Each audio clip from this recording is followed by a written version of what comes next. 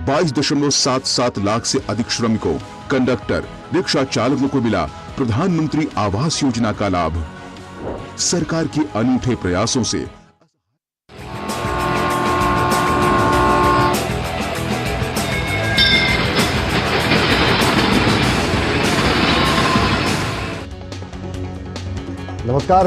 नमस्कार, स्वागत है डीडी न्यूज के इस खास बुलेटिन एक्सप्रेस 100 में, जहां हम लेकर आते हैं राजनीति, मनोरंजन, देश, दुनिया, खेल और व्यापार जगत की सभी खबरों को एक्सप्रेस अंदाज में। मैं हूं अश्विनी मिश्र। देखिए खबरें तेज रफ्तार से। प्रधानमंत्री नरेंद्र मोदी ने महाराष्ट्र के यवतमाल में हजारों करोड़ की विकास परियोजनाओं की सौगात राज्य को दी। प्रधानमंत्री ने स्वास्थ्य, आवास, सिंचाई, रेल, सड़क से जुड़ी परियोजनाओं का शुभारंभ और शिलान्यास किया। प्रधानमंत्री ने मराठवाड़ा और विदर्भ क्षेत्र से जुड़ी कई सिंचाई परियोजनाओं को भी राष्ट्र को समर्पित किया।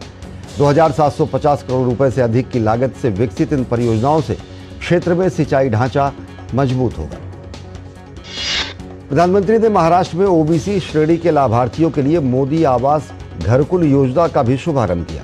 इसके अंतर्गत कुल 10 लाख घरों का निर्माण किया जाएगा। प्रधानमंत्री ने योजना के 2.5 लाख लाभार्थियों को 375 करोड़ रुपए की पहली किस्त हस्तांतरित की।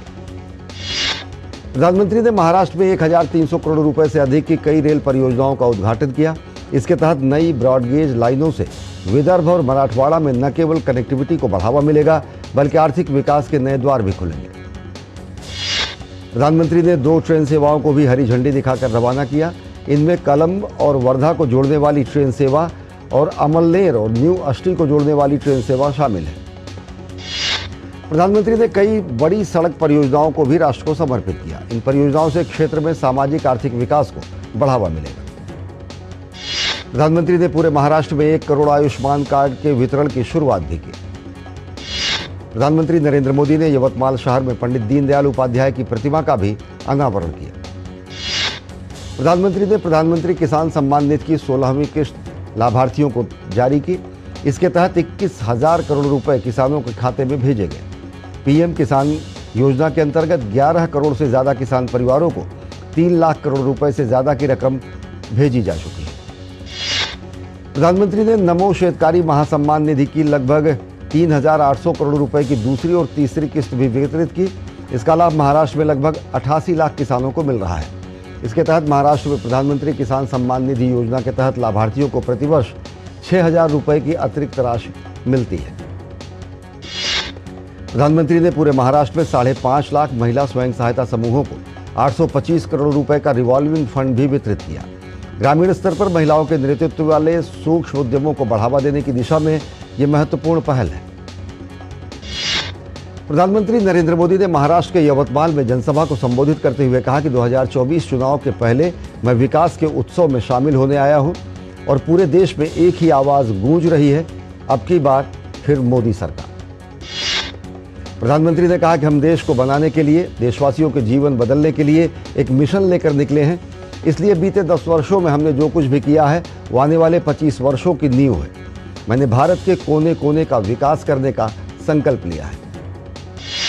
प्रधानमंत्री नरेंद्र मोदी ने कहा कि यूपीए सरकार में महाराष्ट्र से ही कृषि मंत्री होने के बावजूद राज्य के किसानों के लिए काम नहीं हुआ। पीएम ने कहा कि 2014 से पहले देश के कितने ही गांव पानी के लिए हाहाकार कर रहे थे, लेकिन उन पर किसी ने ध्यान नहीं दिया। प्रधानमंत्री ने कहा कि आज इस दिशा में तेजी से काम हो रहा है। किसान, नौजवान, गरीब और महिलाओं के कल्याण को अपनी प्राथमिकता बताते हुए प्रधानमंत्री ने कहा कि अगले कार्यकाल में विकास की यह यात्रा और तेज होगी। प्रधानमंत्री नरेंद्र मोदी ने तमिलनाडु के तिरुनेलवेली में एक विशाल जनसभा को संबोधित करते हुए राज्य में भाजपा के लिए लगातार बढ़ रहे जनसमर्थन को सराहा। तिरुनेलवेली में बड़ी संख्या में लोगों ने प्रधानमंत्री का जोरदार स्वागत किया। प्रधानमंत्री ने कहा कि तमिलनाडु के लोग भाजपा को बड़ी आशा से देख रहे हैं। प्रधानमंत्री ने कहा कि भाजपा ने संवेदनशीलता और सामाजिक न्याय की सकारात्मक राजनीति को आगे बढ़ाया है। प्रधानमंत्री ने तमिलनाडु की डीएमके सरकार पर जमकर निशाना साधा। प्रधानमंत्री ने कहा कि तमिलनाडु के विकास की विरोधी राज्य सरकार से हिसाब मांगने का समय अब आ गया है। प्रधानमंत्री ने कांग्रेस और इंडी गठबंधन पर भी प्रहार किया। प्रधानमंत्री ने विदेशी धरती पर मुश्किल में फंसे भारतीयों को सुरक्षित वापस लाने का भी जिक्र किया। प्रधानमंत्री ने तमिलनाडु सरकार पर केंद्र की योजनाओं पर अपना ठप्पा लगाने का भी आरोप लगाया। तमिलनाडु के तिरुनेलवेली में प्रधानमंत्री के अभिनंदन के लिए सड़कों पर भारी भीड़ उमड़ पड़ी। प्रधानमंत्री ने लोगों का हाथ हिलाकर अभिवादन किया और इस प्रेम के लिए आभार जताया। प्रधानमंत्री ने तमिलनाडु के थूथुकुडी में कई विकास परियोजनाओं का लोकार्पण और शिलान्यास किया। उन्होंने करीब 17,300 करोड़ रुपए से अधिक लागत की बुनियादी ढांचा परियोजनाओं का शुभारंभ किया। प्रधानमंत्री ने वीओ चिदंबरनार बंदरगाह पर आउटर हार्बर कंटेनर टर्मिनल की आधारशिला रखी। साथ ही बंदरगाह को देश का पहला हरित हाइड्रोजन हब बंदरगाह बनाने के उद्देश्य से कई अन्य परियोजनाओं का उद्घाटन किया। प्रधानमंत्री ने हरित नौका पहल के तहत भारत के पहले स्वदेशी हरित हाइड्रोजन ईंधन अंतर्देशीय जलमार्ग जहाज का भी जलावतरण किया। प्रधानमंत्री नरेंद्र मोदी ने 10 राज्यों केंद्र शासित प्रदेशों में 75 प्रकाश स्तंभों में पर्यटक सुविधाएं राष्ट्र को समर्पित की। इस दौरान वांची मनियाची नागरकोइल रेल लाइन के दोहरीकरण की योजना का भी उद्घाटन किया गया।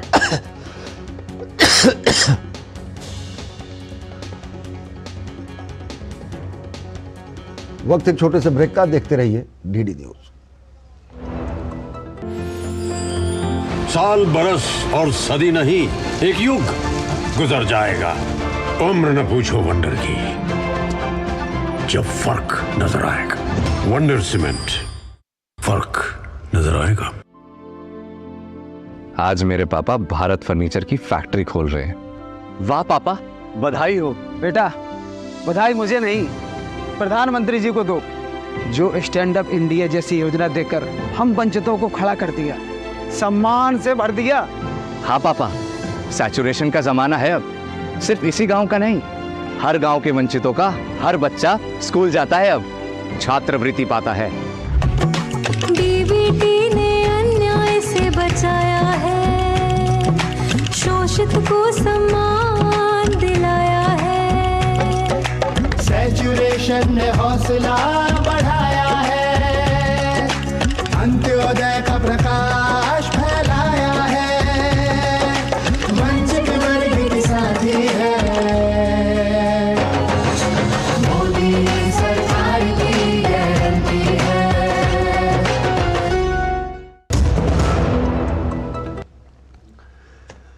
ब्रेक के बाद आप सभी का स्वागत है। देखिए खबरें तेज रफ्तार। प्रधानमंत्री नरेंद्र मोदी ने लगभग 4,586 करोड़ रुपए की लागत से विकसित 4 सड़क परियोजनाओं को तमिलनाडु को समर्पित किया। प्रधानमंत्री ने तमिलनाडु की लटकी हुई परियोजनाओं के लिए यूपीए सरकार पर आरोप लगाए। बीते 10 साल में तमिलनाडु में कई विकास कार्यों को प्रधानमंत्री ने जनता के सामने रखा। उन्होंने कहा कि कनेक्टिविटी के लिहाज से तमिलनाडु में सड़क निर्माण के लिए 1.5 लाख करोड़ रुपए का निवेश किया गया। इससे तमिलनाडु में नेशनल हाईवे नेटवर्क का विस्तार हुआ, लेकिन यहां की मौजूदा सरकार विकास कार्यों को मीडिया में छपने भी नहीं देती।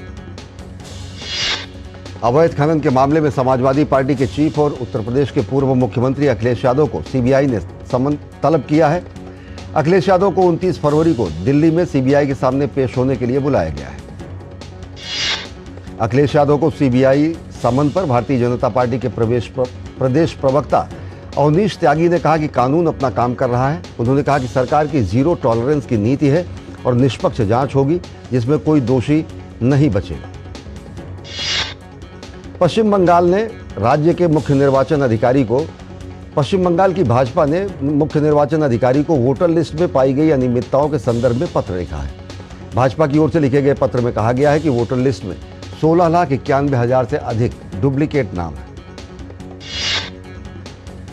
बीजेपी द्वारा लिखे गए पत्र के अनुसार डुप्लीकेट मतदाता सूची से जुड़े 14,267 पन्नों की रिपोर्ट और पेन ड्राइव भी मुख्य निर्वाचन कार्यालय को भेजा गया है।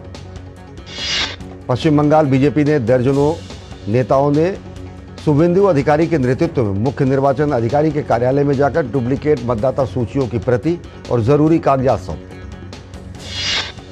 संदेश खाली मामले में कलकत्ता हाई कोर्ट ने ममता सरकार पर सख्ती बरतते हुए कहा कि सीबीआई, ईडी और पश्चिम बंगाल पुलिस में से कोई भी तृणमूल कांग्रेस के नेता और मामले में मुख्य आरोपी शाहजहां शेख को गिरफ्तार कर सकता है। पश्चिम बंगाल भाजपा के नेता शुभेंदु अधिकारी को संदेश खाली जाने की अनुमति दी गई है। इसके अलावा 6 सदस्यीय फैक्ट फाइंडिंग कमेटी को कलकत्ता हाईकोर्ट ने 3 मार्च को संदेश खाली जाने की इजाजत दी है।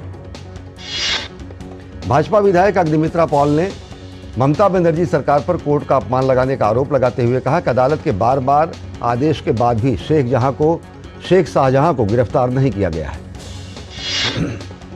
केंद्रीय मंत्री अनुराग सिंह ठाकुर ने कहा कि पश्चिम बंगाल में संदेश खाली का संदेश पूरे देश में जा रहा है और वहां पर महिलाओं के साथ अत्याचार को रोक पाने में एक महिला मुख्यमंत्री असफल साबित हो रही है। संदेश खाली में स्थानीय महिलाओं ने टीएमसी नेता शेख शाहजहां के खिलाफ धरना प्रदर्शन करते हुए शिकायत दर्ज कराई है। कलकत्ता हाई कोर्ट से अनुमति मिलने के बाद भाजपा कोलकाता के धर्मतला में धरना प्रदर्शन किया। हालांकि कोर्ट ने बिना माइक्रोफोन के धरना प्रदर्शन की इजाजत दी थी। भाजपा सांसद दिलीप घोष ने कहा कि हमारी एक ही मांग है कि संदेश खाली में जो घटना हुई है उसका प्रतिकार चाहिए। शाहजहां शेख और उसके साथियों को पकड़ना चाहिए, लेकिन यहां की सरकार मानने के लिए तैयार नहीं है। दिलीप घोष ने कहा कि दुर्भाग्यपूर्ण है कि पश्चिम बंगाल की मुख्यमंत्री एक महिला मुख्यमंत्री हैं। संदेश खाली की सांसद भी एक महिला सांसद हैं और सबसे प्रताड़ित भी महिलाएं हैं। मुख्यमंत्री इस पर चुप हैं। जिसने यह सब किया है उसे बचाने की कोशिश कर रही है। बीजेपी के प्रतिनिधिमंडल ने आज दिल्ली में चुनाव आयोग से मुलाकात कर अर्बन वोटर्स के लिए विशेष सुविधा की मांग की। इस अवसर पर पार्टी के महासचिव अरुण सिंह भी साथ थे।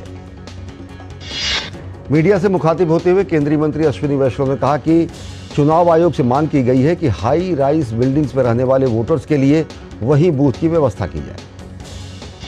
केंद्र सरकार ने मुस्लिम कॉन्फ्रेंस जम्मू कश्मीर सुमजी गुट और मुस्लिम कॉन्फ्रेंस जम्मू कश्मीर भट्ट गुट को गैर कानूनी संस्था घोषित किया है। केंद्रीय गृह मंत्री अमित शाह ने सोशल मीडिया साइट एक्स पर जानकारी देते हुए कहा कि संगठन देश की संप्रभुता और अखंडता के खिलाफ गतिविधियों में शामिल रहे हैं। हिमाचल प्रदेश में राजनीतिक उठापटक के बीच विधानसभा स्पीकर ने पूर्व मुख्यमंत्री जयराम ठाकुर सहित विपक्ष के 15 विधायकों को निष्कासित कर दिया। इसके बाद विपक्ष की गैरहाजिरी में सदन में बजट पारित कर सदन को स्थगित कर दिया गया। हिमाचल प्रदेश में नेता प्रतिपक्ष जयराम ठाकुर ने कुछ विधायकों के साथ राज्यपाल शिवप्रताप शुक्ला से मुलाकात की। सदन से निष्कासित होने के बाद जयराम ठाकुर ने सरकार पर तानाशाही का आरोप लगाया। राज्यसभा चुनाव में मंगलवार को पार्टी व्हिप का उल्लंघन करने वाले कांग्रेस के 6 विधायकों की विधायकी पर खतरा मंडरा रहा है। हिमाचल प्रदेश विधानसभा अध्यक्ष ने 6 बागी विधायकों पर दल बदल कानून के तहत फैसला सुरक्षित रखा है। केंद्रीय मंत्री अनुराग सिंह ठाकुर ने हिमाचल प्रदेश सरकार पर हमला बोलते हुए कहा कि कांग्रेस ने हिमाचल के लोगों की अनदेखी की है। राष्ट्रपति द्रौपदी मुर्मू झारखंड केंद्रीय विश्वविद्यालय के तीसरे दीक्षांत समारोह में शामिल हुई। इस समारोह में राष्ट्रपति ने गोल्ड मेडल पाने वाले छात्रों को सम्मानित किया। राष्ट्रपति ने झारखंड केंद्रीय विश्वविद्यालय के छात्रों को संबोधित करते हुए कहा कि बेटियां लंबे समय से पीछे थी, लेकिन अब स्थिति में सुधार आ रहा है। और बुलेटिन में वक्त हो चला एक और छोटे से ब्रेक का। देखते रहिए डीडी न्यूज। साल बरस और सदी नहीं, एक युग गुजर जाएगा। उम्र न पूछो वंडर की, जब फर्क नजर आएगा। वंडर सीमेंट, फर्क नजर आएगा। ब्रेक के बाद आप सभी का स्वागत है। देखिए खबरें तेज रफ्तार से। रक्षा मंत्री राजनाथ सिंह ने बिहार के दरभंगा में एक रैली को संबोधित किया। जनसभा को संबोधित करते हुए रक्षा मंत्री ने कहा कि राजेंद्र बाबू को क्या भारत रत्न नहीं मिलना चाहिए था? उनके समय में एक परिवार को ही यह सब मिलता रहा था। मध्य प्रदेश के छिंदवाड़ा में मध्य प्रदेश के पूर्व मुख्यमंत्री कमलनाथ ने पार्टी नेतृत्व पर सवाल खड़े किए। उन्होंने कहा कि आपने मुझे इतने सालों तक प्यार और विश्वास दिया, कमलनाथ को आप विदा करना चाहते हैं, ये तो आपकी मर्जी है। मैं विदा होने के लिए तैयार हूं। माइक्रोसॉफ्ट के सह संस्थापक और Bill Gates Melinda Gates foundation के को चेयरमैन बिल गेट्स इन दिनों भारत दौरे पर हैं। अपनी यात्रा के दौरान बुधवार को नई दिल्ली में बिल गेट्स ने केंद्रीय स्वास्थ्य मंत्री डॉक्टर मनसुख मांडविया से मुलाकात की। बिल गेट्स ने कुपोषण और गर्भवती महिलाओं, बच्चों में एनीमिया के क्षेत्र में किए गए कई प्रयास और टीबी उन्मूलन में भारत की अग्रणी भूमिका के लिए भारत की सराहना की। बिल गेट्स ने भारत में हो रहे रिसर्च और इनोवेशन की तारीफ की और कहा कि भारत सस्ती वैक्सीन, जांच किट और दवाइयां बना रहा है, जिसका फायदा दुनिया को हो रहा है। बिल गेट्स ने कहा कि G20 बैठक के दौरान भारत ने डिजिटल हेल्थ की खूब सराहना हुई। आज भारत दुनिया में स्वास्थ्य समस्याओं के समाधान के रूप में सामने आ रहा है और आरोग्य मैत्री क्यूब में शामिल है। माइक्रोसॉफ्ट के सह संस्थापक बिल गेट्स ने मानेकशॉ सेंटर का भी दौरा किया, जहां बिल गेट्स ने भीष्म आरोग्य मैत्री क्यूब को भी देखा और उसकी खूबियों की भी तारीफ। देश की 6 मुख्य नदियों के लिए बेसिन प्रबंधन योजना की रूपरेखा तैयार करने के लिए जल शक्ति मंत्रालय और 12 तकनीकी संस्थानों के बीच समझौता ज्ञापन पर हस्ताक्षर हुआ है। कार्यक्रम में केंद्रीय जल शक्ति मंत्री गजेंद्र सिंह शेखावत बतौर मुख्य अतिथि शामिल हुए। सूचना एवं प्रसारण सचिव संजय जाजू ने मुंबई में 18वें भारत डिजिटल शिखर सम्मेलन को संबोधित करते हुए कहा कि भारत परिवर्तन के दौर से गुजर रहा है। दिल्ली के उपराज्यपाल ने मुख्यमंत्री अरविंद केजरीवाल को खुला पत्र लिखा है। उपराज्यपाल ने केजरीवाल को लिखे पत्र में केजरीवाल के उस बयान पर आपत्ति जताई है जिसमें उन्होंने कहा था कि दिल्ली के उपराज्यपाल बीजेपी के नियंत्रण में है। झारखंड के जामताड़ा में हुए ट्रेन हादसे में कम से कम 2 लोगों की मौत हो गई है। मामले की जांच के लिए 3 सदस्यीय JAG का गठन किया गया है। भारतीय उपमहाद्वीप में ड्रग्स की अब तक की सबसे बड़ी बरामदगी हुई है। भारतीय नौसेना, NCB और गुजरात ATS के संयुक्त अभियान में 3100 किलो ड्रग्स बरामद की गई है। देश का उपभोग बढ़ने के साथ साथ अगले दशक में भारत का खुदरा क्षेत्र 9 से 10% की दर से बढ़कर 2000 अरब डॉलर तक पहुंच जाएगा। इलेक्ट्रॉनिक्स और सूचना प्रौद्योगिकी विभाग के सचिव S कृष्णन ने कहा कि सेमीकंडक्टर का घरेलू विनिर्माण महत्वपूर्ण है, इसमें वृद्धि की काफी संभावना है। भारतीय स्टेट बैंक के शीर्ष अर्थशास्त्री ने कहा कि देश का सकल घरेलू उत्पाद वित्त वर्ष 2023-2024 की तीसरी तिमाही के दौरान 6.7% से बढ़कर 6.9% के बीच रहने का अनुमान है। यात्री वाहन बनाने वाली company Skoda auto India all new compact SUV को लॉन्च करने की तैयारी में है, जो कंपनी का तीसरा मेड फॉर इंडिया वाहन है। वोडाफोन आइडिया के शेयरों में गिरावट देखने को मिली। फंड जुटाने की घोषणा की योजना के एक दिन बाद वोडाफोन आइडिया के शेयरों में 11% से ज्यादा की गिरावट देखी गई। शेयर बाजार में आज गिरावट देखी गई। BSE सेंसेक्स 790 अंक लुढ़क गया, वहीं NSE निफ्टी भी 22,000 अंक के नीचे फिसल गया। अंतर्राष्ट्रीय बाजार में कमजोरी के रुख के बीच राष्ट्रीय राजधानी में आज सोने की कीमत 50 रुपए की गिरावट के साथ 62,900 रुपए प्रति 10 ग्राम रह गई। सार्वजनिक क्षेत्र की company nuclear power corporation of India limited ने केंद्र सरकार को लाभांश किस्त के रूप में लगभग 1065 करोड़ रुपए का भुगतान किया है। RBI ने बैंकों और गैर बैंकिंग वित्तीय कंपनियों के लिए निगरानी से जुड़ी जानकारी को लेकर नियमों के अनुपालन को सुगम बनाया है।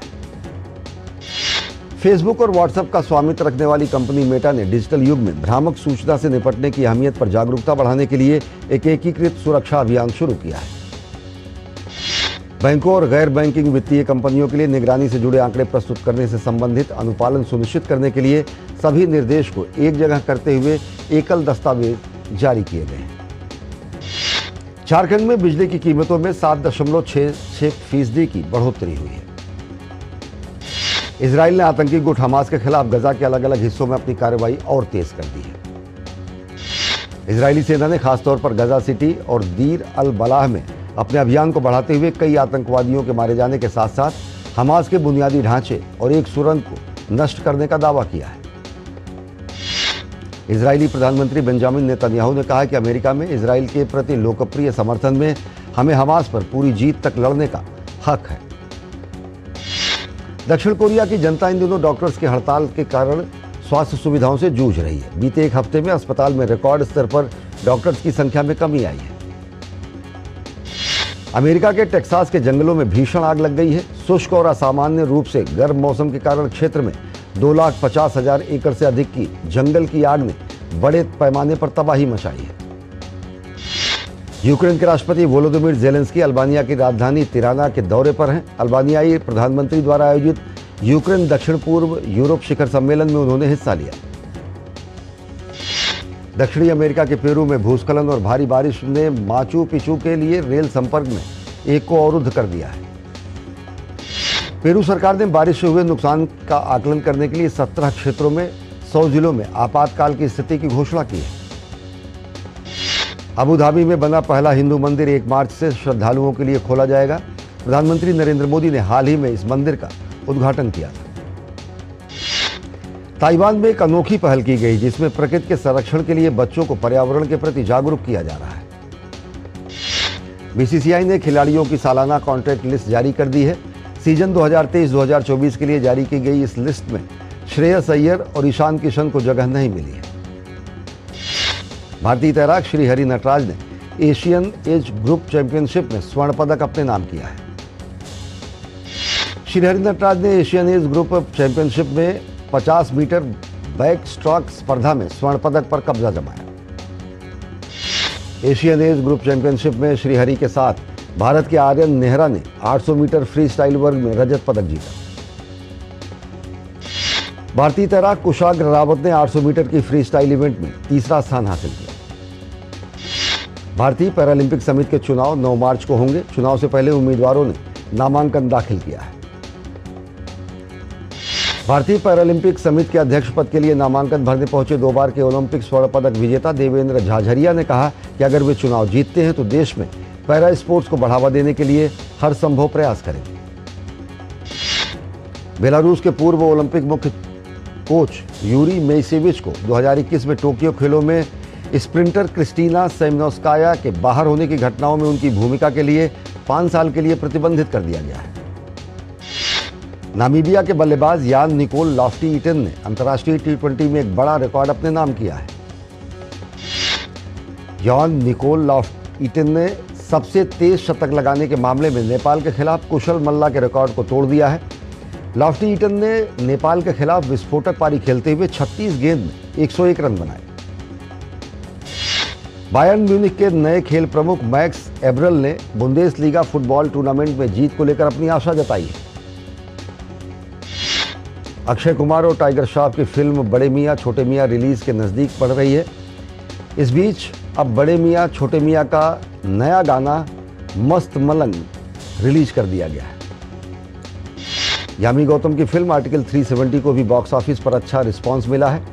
फिल्म के ने रिलीज से अब तक 29 करोड़ 55 लाख रुपए कमाए हैं। विद्युत जामवाल की फिल्म क्रैक ने ओपनिंग वीकेंड पर 8 करोड़ रुपए का कलेक्शन किया है। विक्रांत मैसी की आने वाली फिल्म द साबरमती रिपोर्ट में वो नजर आएंगे। हाल ही में फिल्म का टीजर रिलीज किया गया था। पंजाबी गायक दलेर मेहदी के फेमस गाने नाना नाना नारे को रीबूट किया जा रहा है। इसमें उनके साथ बॉलीवुड एक्टर राजकुमार राव और तृप्ति डिमरी नजर आएंगे। तो एक्सप्रेस न्यूज में फिलहाल इतना ही। देश और दुनिया की ताजा तरीन खबरों के लिए देखते रहिए DD न्यूज। नमस्कार।